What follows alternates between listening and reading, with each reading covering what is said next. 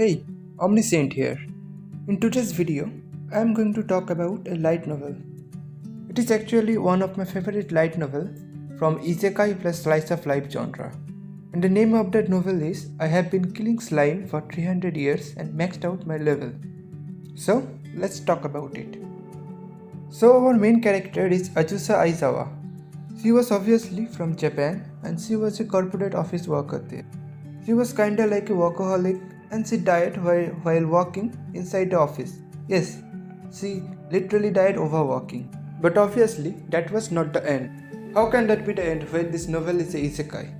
A goddess took pity on her untimely death. She was only 27 years old that time. She never had any relationship. She also had like zero friends. So outside the office, she had almost no life at all. So taking pity on her situation, the goddess wanted to have her a second chance at life. She also gave her the chance to choose the situation, the condition she wants herself in after getting reincarnated. Azusa had died very early in her life previously, so what she wanted for her next life was obviously a very long lifespan.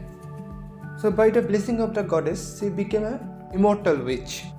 And as for her living condition, she doesn't want to be in a very lavish situation, but she does want to have a very comfortable, slow and comfy life. So goddess gave her a remote highland as her dwelling near a little village called Flata, and she was self-sufficient. After the reincarnation, she became an eternal 17 years old. She also started killing slime for their magic stone, which she can sell in the village's adventure guild for some extra money for her daily necessities. And as a witch, she also started making medicine out of herbs and also doing some self-farming and etc. and started spending her life. And that's how 300 years passed. The main storyline starts exactly from here. After killing slime for more than 300 years, Azusa had somehow reached the maximum level of 99. She came to know about this after measuring her level in the village's adventure guild in a device which can see the person's status. This news got leaked from the adventurers guild even after her tries to keep it under wraps. And after that, her solitary life completely changed. The first member of her large family was Laika, a red dragon. Red dragons are very competitive by nature, and after knowing about Azusa having the maximum level, she came to her for a fight, a duel, to measure her, Laika's own strength. After getting defeated by Azusa and in the process breaking a part of her house, Laika became Azusa's student to get stronger herself. Next to join the family were Falfa and Seosa, who were slime spirits. Azusa had killed a lot of slimes over the years, over the 300 plus years. All of those slimes' soul came together to create Falfa and Seosa. So technically, as Azusa was the reason for their birth, so Azusa became their mother. But because of the vengeful nature of the spirits, Seosa tried to kill Azusa using a very specific one single target magic, but the plan failed due to Laika's interference. Falfa was on her mother's side from the very beginning. After a very heart-to-heart talk between the mother and two daughters, they became Azusa's daughter and acknowledged Azusa as their mother. After that, more and more people started joining Azusa's household, like the elf Halgara, the demon Beelzebub, the ghost Rosalie, Azusa's third daughter, the mandragora Sandra, etc. Azusa had also gotten a mother, the droplet spirit Yufufu, and a sister, the demon king herself, Provato Picora Ares. And after living alone for 300 years, she had finally gotten a good family for herself, which is kinda heartwarming to see, to be honest. I have read up to volume 12 of the light novel so far, and I have enjoyed almost all of the volumes. This novel is not a very sequential novel. There is no significant chronological progress between the volumes. The only thing you are going to miss if you skip a volume, then it will be the introduction of a new character. Now, speaking of character in Slime 300, all the characters are very well built and I love all of them. All of the character gets enough pages in the novel, so none of them feel like a filler character. All of the characters have unique personality, their own pros and cons about their character. All the characters have their own life. Like Azusa is kind-hearted, easygoing and a very loving parent. And we can see all of these personality traits are blooming in the novel. Seosa and Felfa are both very intelligent scholars, but they all have their own chosen subjects which they are best at.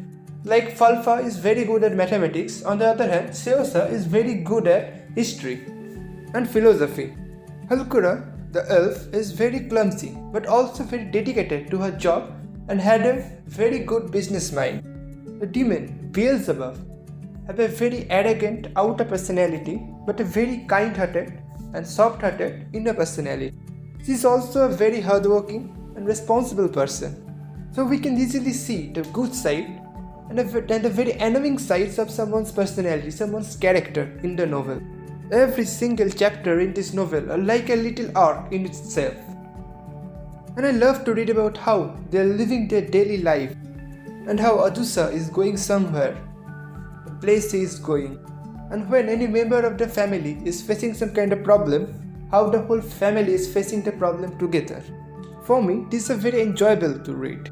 Almost none of the characters are insignificant in the story. Like I have told you about the goddess, she returned in her later volumes and as goodly godly goddess and had several adventures with Azusa, in one of which Azusa broke through a level limit and became almost as powerful as a god. There are always little short stories at the end of every volume.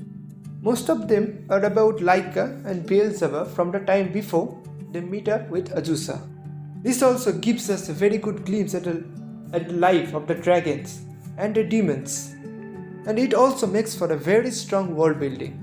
There are many species in the world, like the humans, the elves. We haven't seen any dwarves so far, but I think they are there too, and there are varieties of demons, and all of them have their unique culture, which is fascinating. I have been praising this novel for a long time, but I do have some complaints too. First of all, Azusa is a witch. But whenever she fights using her hands and feet, like using her own body. I guess her magic stats are quite high, while her physical stats, or even though they are high, they are not as high as her magic stats. But still, as a witch, I want Azusa to use a bit more magic. Azusa have a very cool magic creation skill, which she had used in the earlier volume quite some time. But in the later volumes, she almost stopped using this skill. Like the recent use of this skill I can remember is to create the dress for a ghost. That was the latest use of this magic creation skill.